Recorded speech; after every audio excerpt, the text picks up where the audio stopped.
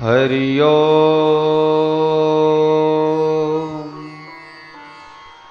अज्ञानतिमिरान्धस्य ज्ञानाञ्जनशलाकया चक्षुरुन्मीलितं येन तस्मै श्रीगुरुवे नमः। नमोऽस्तु गुरुवे तस्मै गायत्री रूपिणे सदा यस्य वागमृतं हन्ति विषम संसार संज्ञकम्। गजाननं भूतगणादिसेवितं कपित्थजम्बूफलचारुभक्षणम् उमासुतं शोकविनाशकारकं नमामि विघ्नेश्वरपादपङ्कजम्। वर्णानामर्थसङ्घानां रसानां छन्दसामपि मङ्गलानां च कर्तारो वन्दे वाणी विनायको। जय जय श्री राधारमण, जय जय नवल किशोर, जय गोपी चित्तचोर प्रभो, जय जय माखन चोर। बोले श्रीमद् भागवत महापुराण की जय, बोले आनंद कंद भगवान की जय, बोले श्री सच्चिदानंद भगवान की जय। परात्पर परब्रह्म अकारण करुणावलय भगवान श्री कृष्ण के श्री चरणों में हम सब कोटि कोटि प्रणाम निवेदित करते हैं और श्रीमद् भागवत रूपी ज्ञान गंगा में अवगाहन करने वाले समस्त श्रोता समुदाय के हृदय भवन में विराजमान परमात्म सत्ता को हम प्रणाम करते हैं। सिया राम मैं सब जग जाने करहूं प्रणाम, जोर जुग पाने का भाव निवेदित करते हैं। कल की कथा में हम सभी ने श्रीमद् भागवत के प्रथम स्कंद मंगलाचरण की कथा को श्रवण किया।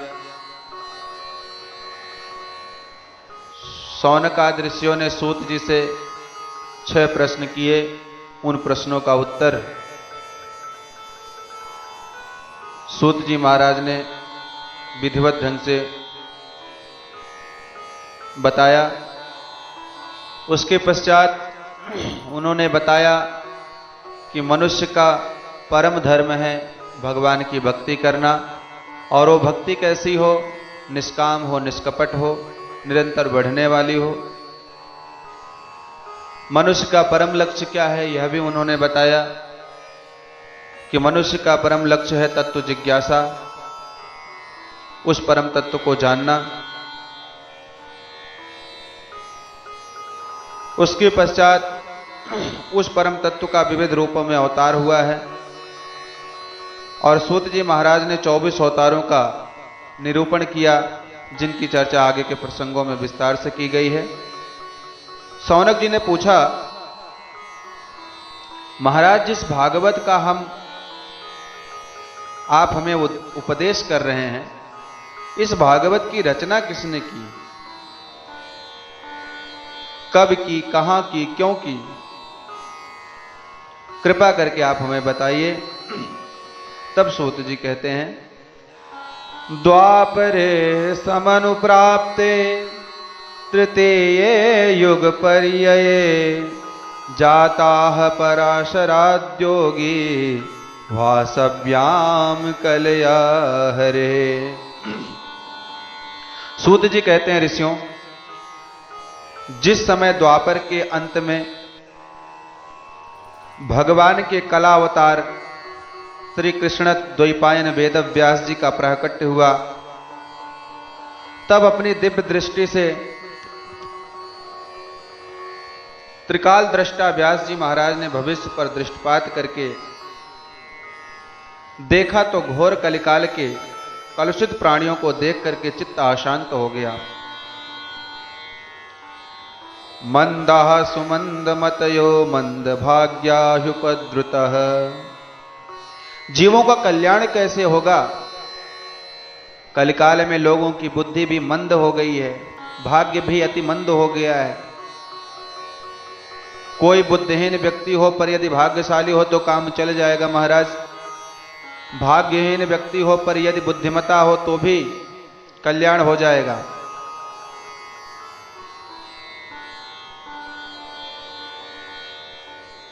पर बुद्धि और भाग्य दोनों ही मंद पड़ गए तो ऐसे जीवों का कल्याण कैसे होगा? इसलिए व्यास जी महाराज ने उन सबका ध्यान रखते हुए एक वेद के 4 विभाग कर दिए, ऋग्वेद, यजुर्वेद, सामवेद तथा अथर्ववेद। इस पर उनके चित्त को फिर भी शांति नहीं हुई, क्योंकि वेदों में ज्ञान का भंडार तो बहुत भरा पड़ा है, पर वेद के ज्ञान को समझने वाला आज कोई दिखाई नहीं देता। वेद की भाषा इतनी जटिल है तो उसे सरल करने के लिए पंचम वेद महाभारत की रचना करी। जिनकी गति वैदिक ज्ञान में ना हो तो वह महाभारत का स्वाध्याय करके वैदिक ज्ञान प्राप्त कर सकेंगे। इसलिए महाभारत की रचना हुई, परंतु फिर भी मन को संतोष नहीं हुआ। तब पुराणों की रचना प्रारंभ की, एक एक करके 17 पुराण लिख डाले, पर व्यास जी के मन को अभी भी संतुष्टि नहीं हुई। सोच रहे थे कि अब क्या किया जाए। तभी अचानक उनके कानों में ध्वनि सुनाई पड़ी, श्रीमन्नारायण नारायण नारायण, हो श्रीमन्नारायण नारायण नारायण, श्रीमन्नारायण नारायण नारायण, श्रीमन्नारायण नारायण नारायण, श्रीमन्नारायण नारायण नारायण, भजमन्नारायण नारायण नारायण। देवर्षि नारद अपनी बीणा पर गोविंद के गुणानुवाद गाते हुए व्यास जी के सामने प्रकट हो गए। देवर्षि नारद का दर्शन करते ही व्यास जी महाराज खड़े हुए और पूजयामास विधवन नारदम सुरपूजितम। बड़े बड़े देवताओं के द्वारा परम पूज्य देवर्षि नारद का व्यास जी महाराज ने पाद्य, अर्घ, आचमन आदि के द्वारा विधिवत पूजन किया। अतिथि पूजन करने के पश्चात जब आदर पूर्वक आसन देकर के बैठाए, तब नारद जी मुस्कुराए और बोले, पराशर्य महाभाग भवतः कच्चिदात्मना परितुष्यति शारीर आत्मा मानस येव वा। हे पराशर नंदन, पराशस्य पत्यम पुमान पराशरः, पराशर ऋषि की संतति में जो हुए वह सब पाराशर।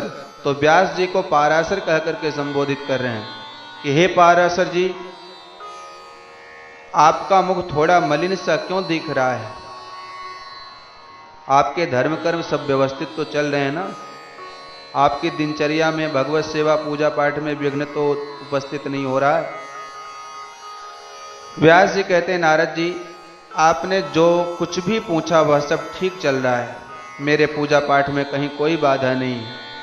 मैंने जीवों के कल्याण के लिए बड़े बड़े ग्रंथों की रचना कर डाली, पर फिर भी ना जाने क्यों मेरे चित्त को चैन नहीं पड़ रहा है। अभी भी मेरा मन संतुष्ट नहीं हो पा रहा है। अभी भी मेरे हृदय में एक आह्लाद जो होना चाहिए, जो प्रसन्नता होनी चाहिए, जो खुशी होनी चाहिए, वो नहीं है। ऐसा लग रहा है मैंने समाज के लिए कुछ किया, उससे पूर्ण संतुष्टि मेरे मन में नहीं है। और वो क्यों नहीं है, यह कारण मैं स्वयं नहीं जानता। नारद जी बोले, तो हम बताते हैं आपको। तब सूत जी कहते हैं, श्री नारद उवाच। अब नारद जी बोले, आप कभी श्रीमद् भागवत की मूल पाठ प्रति में ध्यान दीजिए। इस प्रकरण में पहले केवल नारद उवाच कहा, लेकिन अब लिख रहे हैं श्री नारद उवाच। श्री अब लगाए, पहले नहीं लगाए, क्योंकि पहले केवल नारद जी बोल रहे थे। अब जो बोल रहे हैं वो नारद जी तो बोलते दिखाई पड़ रहे हैं, परंतु प्रेरणा देने वाले तो परमात्मा हैं। व्यास जी का मार्गदर्शन कराने के लिए नारद जी के भीतर से परमात्मा बोल रहे हैं, इसलिए श्री नारद उवाच ऐसा पाठ देखने में आता है। क्योंकि अब स्वयं भगवान नारद जी के माध्यम से व्यास जी को भागवत का उपदेश दे रहे हैं। भागवत का मतलब भगवता प्रोक्तम, भगवान ने जो कहा।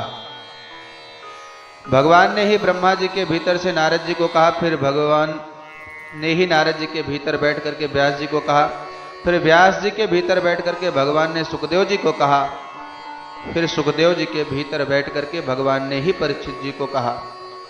तत्रा भवत भगवान व्यास पुत्रो, इसलिए बोलता हुआ तो कोई भी दिखाई पड़े, पर वक्ता के भीतर से बोलने वाला तो परमात्मा ही होता है, इसलिए वक्ता भगवत स्वरूप ही होता है। इसीलिए अब नारद जी के भीतर से भगवान बोल रहे हैं।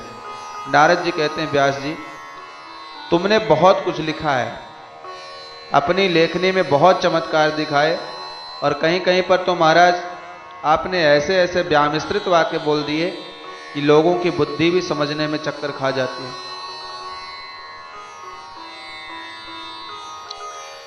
न यद वचश्चित्रपदम हरेर्यशो जगत पवित्रम प्रगृणीत करहिचित तदवायसम तीर्थमुशन्ति मानसा न यत्र हंसा निर्मंतु शिक्षयाः। नारद जी बोले व्यास जी हंस मोती चुनते हैं, कौवे के साथ हंस थोड़े ही घूमेंगे। उसी प्रकार तुमने बहुत विचित्र भाषा का वैशिष्ट तो दिखाया, पर गोविंद के गुणानुवाद नहीं गाए। नैष्कर्म में ही भगवान की प्रीति ना हो तो उस निष्कर्म कर्म की भी कोई शोभा नहीं है, उस ज्ञान की कोई शोभा नहीं है जो गोविंद से जुड़ा ना हो। इसलिए व्यास जी महाराज जब तक भगवान की कीर्ति कौमुदी का विस्तार नहीं करोगे, गायन नहीं करोगे, तब तक ना तो आपको ही चैन मिलेगा, ना तुम्हारी उन पूर्व कृतियों में भक्तों को इतना आनंद मिलेगा। तब व्यास जी महाराज से कहते हैं नारद जी कि मुझे देखो। अब यहां पर नारद जी अपना पूर्व चरित्र सुनाते हैं व्यास जी को। अहम पुरातीत भवे भवम मुने दास्यास्तु कश्चाश्चन वेदवादिनां निरूपितो बालक एव योगिनां शुश्रूषणे प्रावृष निर्विवक्षिताम्। नारद जी कहते हैं मैं पूर्व जन्म में दासी का पुत्र था, पर मेरी मां संतों में बड़ी श्रद्धा रखती थी, ब्राह्मणों की भक्त थी। जब से मैंने होश संभाला मां के साथ ही जाता था। मां संतों की सेवा में जाती, मैं साथ में जाता। महात्मा लोग स्नान कर लेते तो उनके कपड़े मां के साथ मैं भी धोता था। महात्माओं के लिए जंगल की समिधाएं बीन बीन करके लाता था। महात्मा लोग प्रसाद ग्रहण कर लेते तो उनका जो उच्छिष्ट प्रसाद बचता था मैं उसी को प्राप्त कर लेता था। महात्मा लोग कीर्तन करते थे, नाचते थे, तो मैं भी उनके साथ खूब ताली बजा बजा करके नाचता था। महात्मा लोग कथा कहते तो मैं भी खूब चित्त लगा करके उनका संग पा करके भगवान की मधुर मधुर कथा को संतों के माध्यम से सुनता था। चातुर्य मास में परमात्मा के भजन में उन संतों का संग पाकर के मेरा चित्त खूब रम गया। संतों की संगति से मेरा मन भी परमात्मा के प्रेम में रम गया। और चातुर्मास पूरा होते ही महात्मा लोग तो चल पड़े, मैं भी उनके संग में चल पड़ा। महात्माओं ने टोका, ए बच्चे तुम कहाँ जा रहे हो हमारे साथ? मैंने कहा महाराज मैं तो आपके साथ ही रहूंगा। संत बोले नाना बेटा तू अपनी माँ का इकलौता बेटा है, तेरी माँ ने कितनी सेवा की, अब तुझे हम अपने साथ ले जाएंगे तो तेरी माँ जीवन भर गाली देगी। इसलिए बेटा या तो तुम अपनी माँ की आज्ञा लेकर के हमारे पास आओ, माँ आज्ञा देती तो तुम्हें अपने साथ में रखने में हमें कोई आपत्ति नहीं है, और माँ की यदि आज्ञा नहीं है तो माता जी जब पधार जाए तब आप हमारे पास आ जाना। जब तक माँ की सेवा करो हम तुम्हें मंत्र दिए देते हैं घर में बैठ करके ही भजन करो। नारद जी कहते हैं, व्यास जी, मैं जानता था कि मेरी मां मुझे कभी घर छोड़ने की आज्ञा नहीं देने वाली, इसलिए मां से मैंने कुछ नहीं कहा और महाराज जी से मंत्र लेकर के चला आया। घर में ही बैठ करके माला जपने लगा। 24 घंटे प्रेम में डूबा प्रभु की माला जपता रहता था।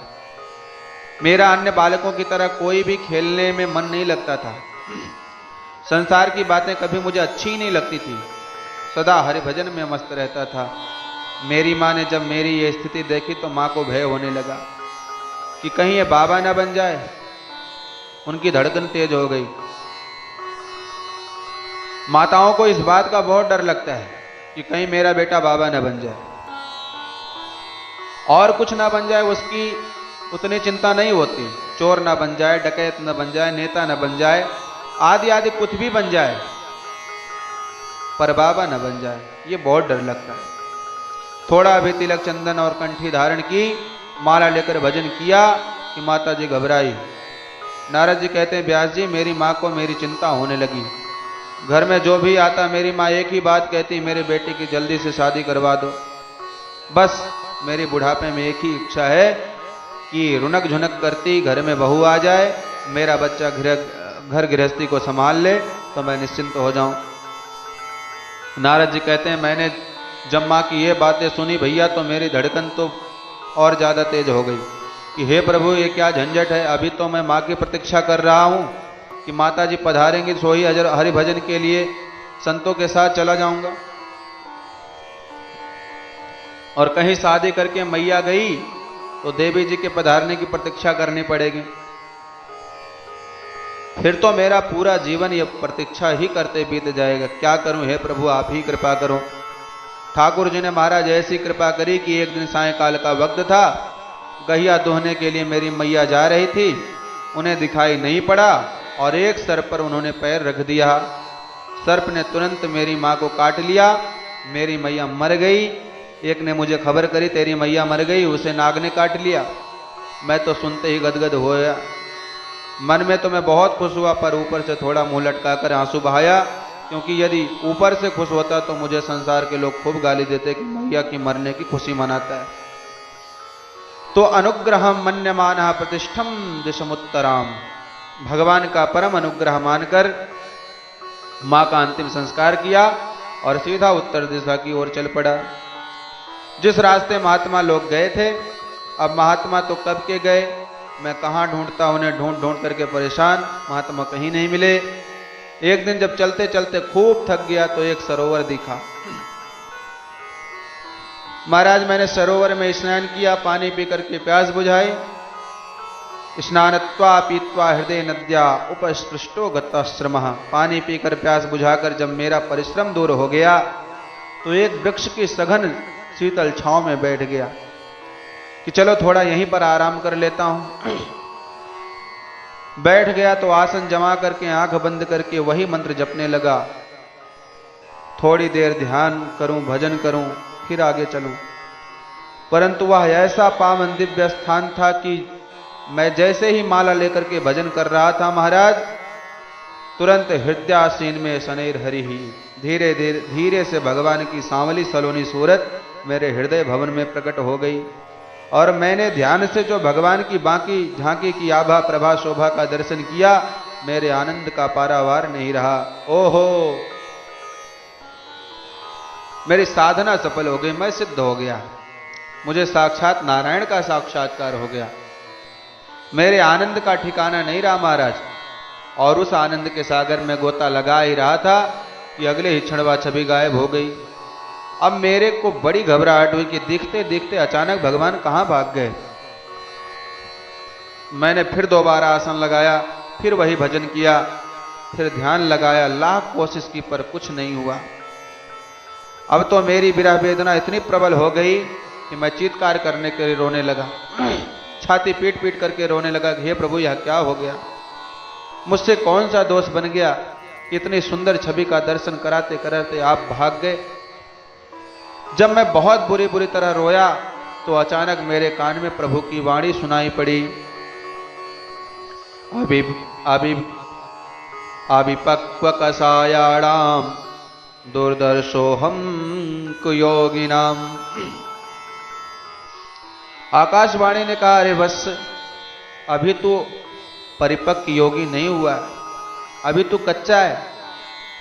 जब परिपक्व सच्चे योगी बन जाओगे तभी तुम्हें मेरा दिव्य दर्शन प्राप्त होगा। अभी तुम अनाधिकारी हो, इसी प्रकार साधना करो, फिर तुम्हें हम मिलेंगे। मैं बोला, महाराज जब मैं परिपक्व नहीं था तो आप मुझे अपना दर्शन देने क्यों आए? मैं परिपक्व हो जाता, सिद्ध कोट में पहुंच जाता, तब आप दर्शन देने आते। पर आपने जो दर्शन की छटा दिखाई और फिर जो भाग गए, अब तो मैं उसके बिना रह ही नहीं पाऊंगा। मैं तो उसके लिए छटपटा रहा हूं, जैसे पानी से पृथक मछली की स्थिति हो जाए, आपने तो वही स्थिति मेरी कर दी है। मैं आपके बिना नहीं रह पाऊंगा। भगवान बोले, बेटा वह तो मैंने अपनी रूप सुधा की तुम्हें चटनी चटाई थी। अरे तू बालक है, विरक्त तो हो गया, पर बहुत दिन हो जाएंगे, कदाचित तुम्हें मेरा दर्शन बहुकाल तक नहीं हुआ तो तेरी बुद्धि में भ्रम उत्पन्न हो सकता है कि कहीं महात्मा लोग बचपन में मुझे ऐसे पागल ही बना करके तो नहीं चले गए। ना जाने कोई भगवान होते भी है कि नहीं होते हैं।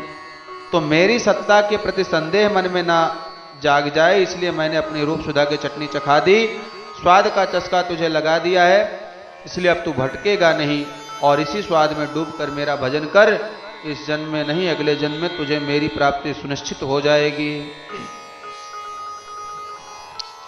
नारद जी कहते हैं, व्यास जी महाराज, भगवान के उसी वचन पर विश्वास करके मैं जम गया। उसी वृक्ष की छांव में आंखें बंद करके जो छटा मुझे दिखी थी, उसी छटा के आनंद में डूबा हुआ उसी का चिंतन करता रहता। और कुछ ही दिनों के बाद महाप्रलय हो गया। समुद्र ने अपनी सीमाओं को लांघ दिया और देखते देखते यह संसार जलमग्न हो गया।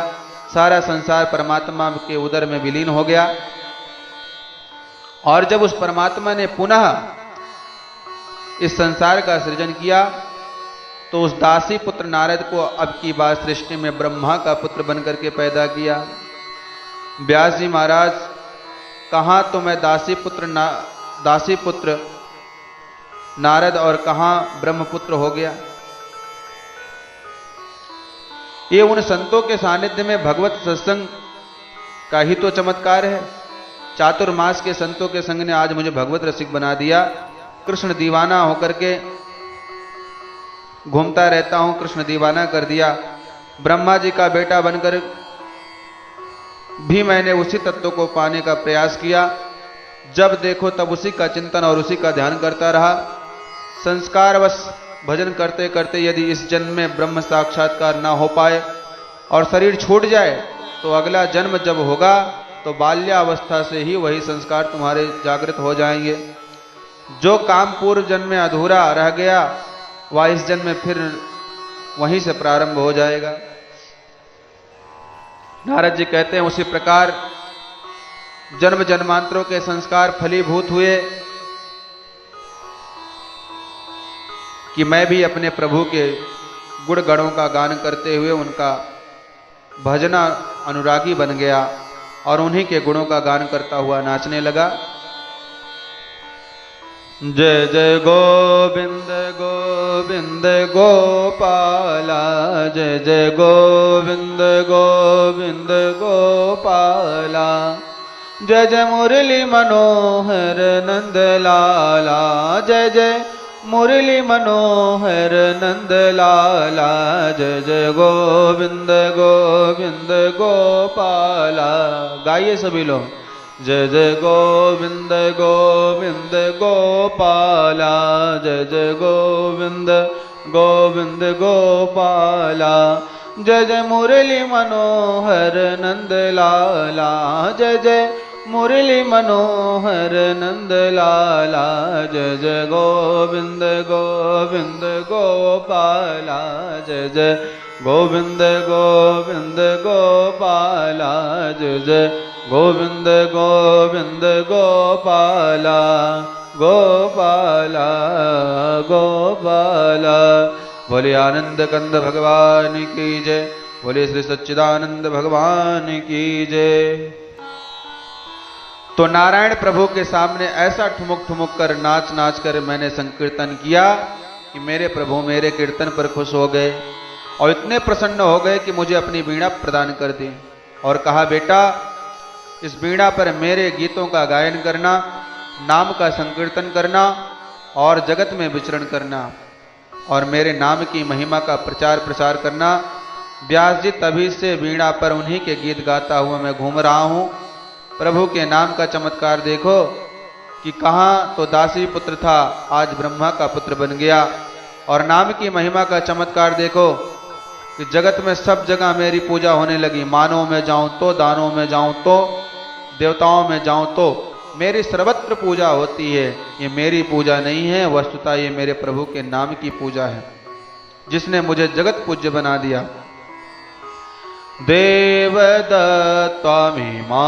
वीणां, देवदत्तामिमां वीणां, स्वरब्रह्म विभूषितां, स्वरब्रह्म विभूषितां, देवदत्तामिमां वीणां, मूर्छयित्वा हरिकथां, मूर्छयित्वा हरिकथां, गायमानस चराम्यहं, देवदत्तामिमां वीणां। मैं उन्हीं के गीत गाता घूम रहा हूँ व्यास जी, इसलिए आपसे निवेदन है कि आप भी गोविंद के गुणानुवाद गाओ, फिर देखो आपको कितना आनंद आता है और आपकी वाणी से भक्तों को कितना परम सुख प्राप्त होता है। प्रादेश मात्रम भवता प्रदर्शितम, गोविंद के गुणानुवाद का संकेत भर कर दिया कि अब तुम विस्तार से सुनाओ। ऐसा कह करके नारद जी तो अंतर्ध्यान हो गए। व्यास जी महाराज ने तुरंत अपनी कमी का अनुभव कर लिया कि अभी तक मैं वक्ता बन करके सोच रहा था कि मैं बोल रहा हूँ, मैं लिख रहा हूँ, पर अब मैं वही लिखूंगा जो ठाकुर जी लिखाएंगे, जो उनकी प्रेरणा होगी। तुरंत सरस्वती नदी में स्नान किया। स्नान करते ही जैसे ही व्यास जी महाराज अपने सम्यक प्रास आश्रम में ध्यानमग्न होकर के बैठे कि हृदय में भागवत की भागीरथी प्रकट होने लगी। गदगद कंठ से गोविंद के गुणानुवाद गाने लगे। व्यास जी गाते गए और गणेश जी महाराज लिखते गए। भगवत प्रेम में डूबे हुए श्री वेद व्यास जी महाराज ने ये पावन परमहंसों की संहिता प्रकट की। 18,000 श्लोकों की यह दिव्य संहिता तैयार हो गई। अब मन में विचार आया कि अमृत किसे परोसा जाए। जब परमहंसों की कथा है तो सबसे पहले किसी परमहंस को ही सुनाया जाए, लेकिन ऐसा कौन है? ध्यान करते ही अपना बेटा याद आ गया, जो जन्म लेते ही परिव्राजक हो गया। उस जैसा परमहंस कहाँ होगा? पर वह तो ना जाने किसी गिरी गुफा में ध्यान लगा करके छुपा बैठा होगा। आखिर मैं उसको कहाँ ढूंढता फिरूं? तो अपने कुछ शिष्यों को बुला करके भागवत के 2-4 श्लोकों को रटा दिए और कहा कि इन श्लोकों को तुम यत्र तत्र गाओ, गुनगुनाओ। शिष्यगण तब गाते हुए घूमने लगे। जहां पर निर्गुण ब्रह्म की सत्ता में श्री सुखदेव जी समाधिष्ट बैठे थे, अचानक उनके कानों में भागवत का श्लोक टकराया, जो कोई गुनगुनाता हुआ गाता हुआ जा रहा था। बर्हापीडम नटवर वपुः कर्णयो कर्णिकारम, बिभ्रद्वासा कनक कपिशं वैजयन्तीं च मालां, रन्धान वेणोरधर सुधया पूर्यान गोपान वृन्दैर्वृन्दारण्यं स्वपदरमणं प्राविशद गीत कीर्तिः। मोर पंख धारण किए हुए माधव दिव्य पीतांबर ओढ़े हुए, बंसी बजाते हुए, गाय चराते हुए, ग्वालों से अपनी कीर्ति का श्रवण करते हुए वृंदावन में प्रवेश पा रहे हैं। जो ये श्लोक कान में पड़ा, सुखदेव जी की समाधि खुल गई। वाह, ऐसे सुंदर मोर मुकुट बंसी वाले का दर्शन तो हमें भी करना चाहिए। क्या अद्भुत छटा है, क्या प्यारी झांकी है, देखने योग्य है। चलो देखें। परंतु विचार बदल गया। अरे जो इतना सुंदर है, इतना मधुर है, वह आवश्यक नहीं उतना ही सरल भी हो। कहां कहां ढूंढता फिरूं, मिलेगा कि नहीं, और मिल भी गया तो हमें स्वीकार करेगा कि नहीं, मुझे अपनाएगा कि नहीं। जो सुंदर है वह स्वभाव से भी सुंदर हो, इसकी कोई गारंटी नहीं। अपने चित्त को रोका और पुनः अपने ब्रह्म चिंतन करने का प्रयत्न करने लगे। उस रूप सुधा के प्रति अपने मन में जो खिंचाव पैदा हुआ उसे रोकने का प्रयत्न करने लगे, पर जैसे ही ब्रह्म चिंतन करने का प्रयास करते मोर मुकुट वंशी वाला चित्त में प्रकट हो जाता। स्वभाव के प्रति संदेश हो रहा था कि तब तक व्यास जी के उस चेला ने दूसरा श्लोक गुनगुनाया। इस दूसरे श्लोक में भगवान के स्वरूप का वर्णन है कि भगवान का स्वरूप कैसा है। अहो बकीयम स्तन कालकूटम जिघांसया पायदप्य साध्वी लेभे गतिम धात्रयुचिताम ततो अन्यम कम वादयालुम शरणम ब्रजेम। अहो आश्चर्यम, बकी नाम पूतना का, बकासुर की भगनी बकी, जो अपने स्तनों में कालकोट विष लगा करके भगवान को मारने से प्रेरित होकर के आई, और वह विषयुक्त स्तन प्रभु के मुख में दे दिया, पर वह प्रभु सारे उस पापनी के उन पापों पर पर्दा डाल दिया। और कहते हैं बुरी भली जैसी भी सही, पर काम तो इसने मैया जैसा ही किया है। यशोदा मैया की तरह कितने प्यार से अनुराग से हृदय से लगा के मुझे स्तनपान करा रही है। इसीलिए लेभे गतिम धात्र्युचिताम ततोन्यम, माँ यशोदा के समान उस पापनी पूतना को भी प्रभु ने गति प्रदान कर दी। कम वा दयालुम शरणम ब्रजेमा, कौन अभागा होगा जो ऐसे परम कृपालु दयालु प्रभु की शरणागति स्वीकार न करे, उनकी शरण में आना न चाहे। जो सुखदेव जी ने सुना, वाह इतने प्यारे, इतने सुंदर, इतने मधुर होने के साथ साथ इतने सरल और इतने सुगम, इतने सहज हैं, ऐसा तो कोई हो ही नहीं सकता। बस अब अपने आप को रोक नहीं पाए। हरेर गुणाक्षिप्त मतिर भगवान बादरायणी अद्य गान महदाख्यानम नित्यम विष्णु जनप्रिया। हरि का अर्थ हरण करने वाला, उस हरि ने इनका चित्त भी हर लिया। चुंबक की तरह चित्त चित्चोर माधव के चरण में चिपक गया, खींचे चले आए। अरे भैया बड़े प्यारे प्यारे श्लोक गुनगुनाए, जरा दो चार और सुना दो। शिष्यगण बोले हमें तो दो ही आते हैं, तो दोनों सुना दिए। और ज्यादा आनंद लेना है तो हमारे गुरुदेव के पास ऐसे ही दिव्य 18,000 श्लोकों की पावन संगीता है। ओहो, कहाँ, आओ हमारे साथ। सुखदेव जी महाराज व्यास जी के पास पहुंच गए, व्यास जी को प्रणाम किया। व्यास जी ने कहा कि वाह प्रभु, आपकी माया धन्य है, धन्य है आपकी लीला, धन्य है आपका कथामृत। एक समय था कि मेरा पुत्र हमें छोड़ करके परिव्राजक हो गया था। मैं बार बार पुकारता था कि पुत्र रुक जाओ, पुत्र रुक जाओ, पर मेरी बात नहीं सुनी।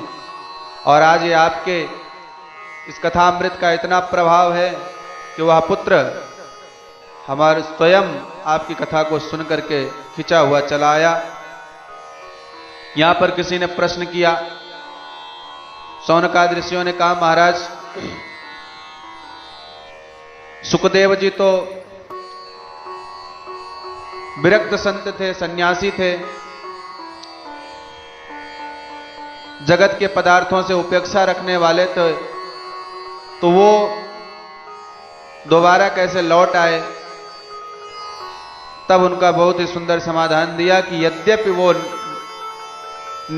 विरक्त हैं, सन्यासी हैं, पर भगवान के गुण ऐसे हैं कि जो भी भगवान के गुणों को सुन लेता है वो खिंचा हुआ चला आता है। तो सुखदेव जी आए, व्यास जी को प्रणाम किया, व्यास जी ने उनको ये दिव्य पावन संगीता प्रदान किया, उनको सुनाया और उनसे कहा अब इसको तुम यत्र तत्र गाओ, सर्वत्र फैलाओ। इस तरह से वही भागवत संगीता को आत्मसात करने के बाद उन्हीं सुखदेव जी महाराज ने अवसर आने पर परीक्षित जी के सामने परोस दिया। सुखदेव जैसे परमहंस 7 दिन तक उनके सामने बैठे रहे, जो गोदोहन काल से ज्यादा कहीं टिकने वाले नहीं, वह 7 दिन तक लगातार परीक्षित को इस प्रकार से एक जगह बैठ करके कथा सुनाते रहे। इसका कारण क्या है? परीक्षित ने भागवत क्यों सुनी, परीक्षित जी को सुखदेव जी ने पात्र क्यों बनाया, तो इस कथा को हम कल सुनेंगे। एक बार सभी लोग हमारे साथ जयकारा लगाएंगे। बोलिए श्री वृंदावन बांके बिहारी लाल की जय, बोलिए आनंद कंद भगवान की जय, बोलिए श्री सच्चिदानंद भगवान की जय। ओम शांति शांति समाप्ति।